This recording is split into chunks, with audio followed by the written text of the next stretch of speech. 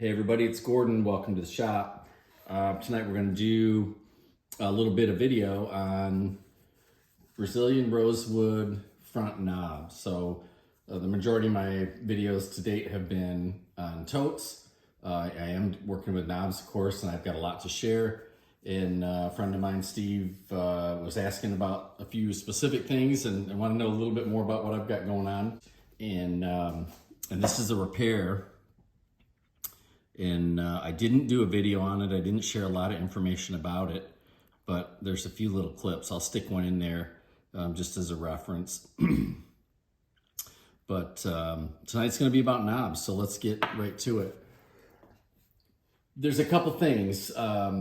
Three major classifications, of course. I always break things down and try and organize, but something as simple as a chunk, like we're missing a big fracture out of the side. Let's look at this guy.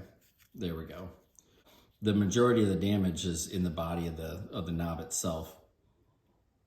So we're gonna replace that. And this one, same thing, it was missing a big chunk, but I already ran it across the saw. So I have a clean open surface. I'm ready to bond material on there. And then this will go on the lathe and we will reshape it without, changing the geometry and without touching the original shape of that knob. So we'll call them face, right? A damage on the face. The next easiest one is a blowout. It's not even rosewood. Let's go to this guy. So this one, as you can see, the ring or the base of the of the knob itself is blown out. We're not into the counter bore yet. So this is going to be a series, This is going to be a series of table saw cuts, and I'll show you my setup where, again, I love a flat face. You got to have something super flat so we can get moderate pressure on it. It does a number of things. It gives us a good surface to glue. It gives us a clean surface to glue. It opens up the pores so my epoxy can get into the wood that cuts. So patience. Got to go slow. Take your time. And if we rush through these things or we try and get hasty, then that's the result that we produce. So I will make a face cut. We will glue it. We'll let it sit for 24, 36 hours. We'll turn it 90 degrees. We'll make another face cut through the new wood and the existing wood. Glue that, let it sit. We'll rotate it, clock it again, and then make another pass and glue it up again. And it may take a series. I'll post a snapshot here of one where I went in chunks, but you have to match those in. And I'm always paying attention to the grain because there's, the edge grain and there's the face grain. And you're trying to match that so that it blends in nice. So something like this, very fixable, very doable. And again, same thing, right? So not quite 180 degrees. But a series of face cuts and grain match, and we can bring this guy back to life as well. No big deal. Then, what do we got? Another one, super dirty, right? Look at all the sawdust and the crap that's in there. Very salvageable, lots of nicks and character and chunks on this one. So it'll be a fun restore. It's got some additional stress cracks in there that we'll address. And here's another rosewood piece, counter bore, through hole. And it looks like it's delaminated almost as if it was two pieces. I can assure you it was not. There's another one. All right, very fixable. This one's missing another chunk. And one more for show and tell. There's another classic where you see that what looks like again, it looks like it's been stepped down. It's in a two-piece application. It is not, and here's why. This is what's going on with my little cartoons now, right? If this is the body of your knob, right? Just looking at the outside of it, what happens when you put the counter bore in and drill that through hole? This becomes kind of your issue. It's this area right here, right? That's our problem area. So all it takes is a crack. Once we get a hairline crack in this and you start to create, like a leaf, and then you apply pressure. You put pressure on that knob, it's going to crack. And because it's going with the grain, typically the crack on the inside, if the counterbore has a spur to it, and sometimes there was a spur cut on the inside of that, you can see it on this one.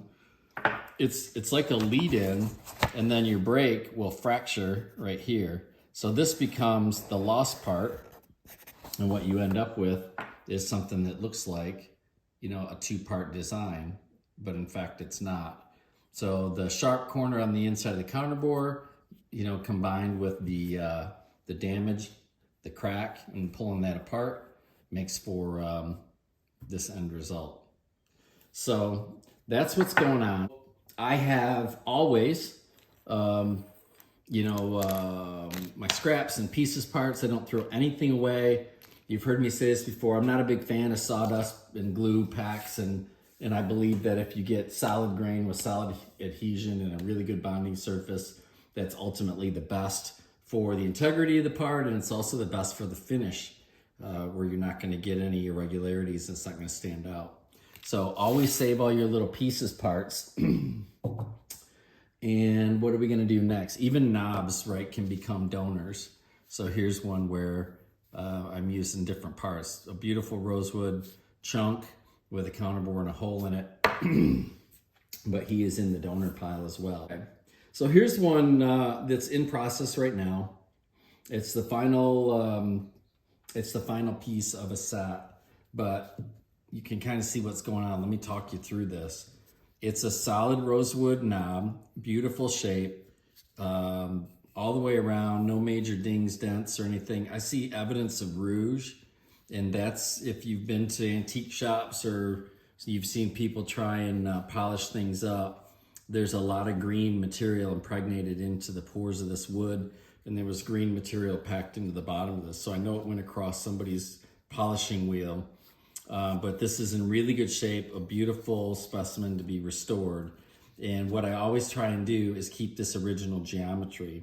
So in this case, during my glue up, I was a little bit generous with my epoxy, and I ran epoxy all over the face of this, the good spot, right? So that's going to be up to me to clean that up without changing the geometry and the diameter, the foot on this guy. But you can see that this was not one glue up. In other words, I'm paying attention to the grain. This is a table saw cut. So I ran on a fixture across the bed of the saw. And basically I took like a dado, let me turn that so you can see it there. So it's almost like a dado cut right out of the bottom of the knob itself. Then I glued this guy in, and then there was a second cut. And this one was put up on an angle. And let me get back in frame. And then this set was put in. And then once I did that, I still had a little bit of geometry here where I know the radius here on the very small diameter here is gonna be exposed. So I had to glue another chunk on. So in this case, there were 3 glue ups, I believe, and that would also contribute to the excessive epoxy. But now what are we gonna do with this thing? Well, clearly I'm not gonna put it on a lathe like this. So what I'll do now, because I'm preserving, this is all Brazilian rosewood, I'm gonna preserve the pieces that I don't wanna just turn into sawdust. So I will take my time, and now a series of cuts. I will cut the bottom off, and then I'll cut the wings off of this. And we'll get it as close to round as possible, where it will find its way over to my little mini lathe. Then I will turn it, but I will do my absolute best not to cut into the original geometry. In fact, I'm going to use this foot. That's why I'm a little disappointed I got epoxy on there. I'm going to use this foot in my setup. So let's go over to the lathe and take a look at setup, and I'll show you how I do that. One of the things that I do to check the lower diameter in that counterbore on a knob is I'll create a small taper. So in this case, the largest step there has a radius on it and a little bit of a taper. And I know this sounds dangerous, but I'm very, very careful when I do this, but I just wanted to see what I'm doing. Take, for instance, something like this guy, right? And when I put him on here, and you'll see that it's got some resistance. So it's gonna wanna, if I press it, it's going to want to slide on there. So think conical, right? This has a taper to it. Well, as I inspect this, and I'm just using magnification, so I have a magnifying glass up above my lathe. If I press this on, what it'll do is it'll expose any hairline crack, okay? So in this case, there aren't any cracks in this, so it's not gonna open up. But I know that sounds nuts when you think about taking a rosewood knob and jamming it on there and trying to open it up, you know, the foot of it. But the point is, if you wanna find a hairline crack or you wanna open it up, there's really no other way to do that. You can't put fluid in it and pressure test it and then look for a leak because it's not a container. You really have to put it on that cone and then, you know, very gently just push it. If I were to, you know, wham it on there, of course I can split it, and I don't want to do that. But as I put, you know, a knob on there and I press it on, if it's a full diameter, it'll expose it. Now in this case, this isn't even a full diameter, and what I just did is I exposed a hairline crack. So let me see if I can refocus that. And there we have it. So if you jam it on there, you'll find out where your trouble is, right? And if you're gonna take the time to restore these things, then let's address that. What I will do is I'll open that up. I'll use that same cone shape. We'll open it up, and I'll go ahead with a dental tool, and without changing the geometry here, I'll pack, if there's such a thing, with a fine point dental tool. I'll put CA glue in there, and then when we pull this out, we can put it under pressure and close it back up and try and restore it. I don't see the need, depending on where we are with the restoration, I don't see the need to bust this thing all apart and put epoxy in and try and reseal it. You really just want to preserve you know, that geometry, and I really just want to preserve the knob itself. So we'll put adhesive in there, open it up, put some CA, because the CA glue is going to be much more fluid than the epoxy. So I know I can saturate it and just keep putting it in until I think I'm good. And then when you pull it off, it will seal up. So that's one of the things that I do. So I'm using a Nova chuck, which is pretty common in the mini lathe world. And I just put a piece of dowel. I'm using scrap stock, so I have an expendable piece. In this case, it's red oak. I like red oak because it's just an open pore, and it's got a little bit of bite, but a little bit of give at the same time. There's plenty of things. Honestly, just throw something in your lathe if you have a lathe. I've actually done knob repairs on a drill press too, but on my mini, what I'll do is turn down a diameter, and again, a little over the top. You don't need the little bore to match this thing up, but I like a good fit. I want it to be right. And so we're gonna use the same example. Let's just stay with this guy for a second. And let's just say it went across the table saw, we did our glue up, and we're ready to turn this thing. This is what I would do. I would just turn the diameter to match the counter bore, right? So I've got a little bit, and there's that little bit of stick, right? A little bit of friction. I don't want to be jamming this thing on there. I'm just twisting it on, and then I want to bury it up against the body of this, just like that. And I guess this is a quiz time now. Is that good? Are we there? You know, can I just go ahead and turn lathe on and have at it? And the answer is no. For me, I do a little bit more setup. So a couple things you can do. One would be is to move your tailstock in and just do your best. Now there's nothing to bite into with your tailstock, right? So just do your best to match this up, and you can kind of use that as a reference, you know, and get a bite on it, and then get an idea as to whether or not you feel like you're centered. That's kind of a cheesy way, and if we're missing big chunks on the bottom, it's probably not going to end well. So what I do is, you know, I'm an engineering background and I've been in manufacturing my whole life. So I'm going to do a complete setup with a dial indicator, and rather than bore you with all of that, it's going to look like this. So I'm using a magnetic mount base, and then we're just going to measure it in thousandths of an inch. Okay, and what we'll do is when I set this up, let's back up here a little bit. When I set this up on the mag mount, which looks like this, I can stick it right to the base of my lathe. We can lock it down. and then we're going to mount it here, and then we'll zero it out. And what that will allow me to do is turn this, and that'll give me my registration. So I'm looking for 0. I don't want any needle movement. And again, if you're thinking machinist world, this makes sense. If you're a woodworker, it seems grossly excessive, and it's over the top. So if you're not a machinist and you don't have these extra things, you don't need them. You don't have to rush out and spend another $150 to restore your $20 knob. This works just as well. So I'm going to zoom you back in here for a second. And we're going to kind of go woodworker route here for a second. And just do this. All you need is a fixed registration point. So if we were to move the tool rest in as a reference point, right? And let me bring this up a little bit. What I'm saying here, of course, is I'm going to eyeball it, right? So now you're looking at this gap. Let's find something sharp. There we go. I'm looking at the gap right here between this piece of metal and the lip of that tote knob. And as I'm turning it, right, ignore the bust and ignore everything else. You're looking at just this gap right here. I'm turning that and I see like it's movement.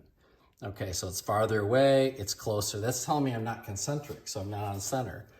A way to deal with that is honestly, because this is oak, I'm just gonna tap on it and kind of dial it in this way. Not bad, I still have a gap. Just kind of squeak it a little bit this way. I can feel it kind of creaking when I do that, and I'm moving on my little peg.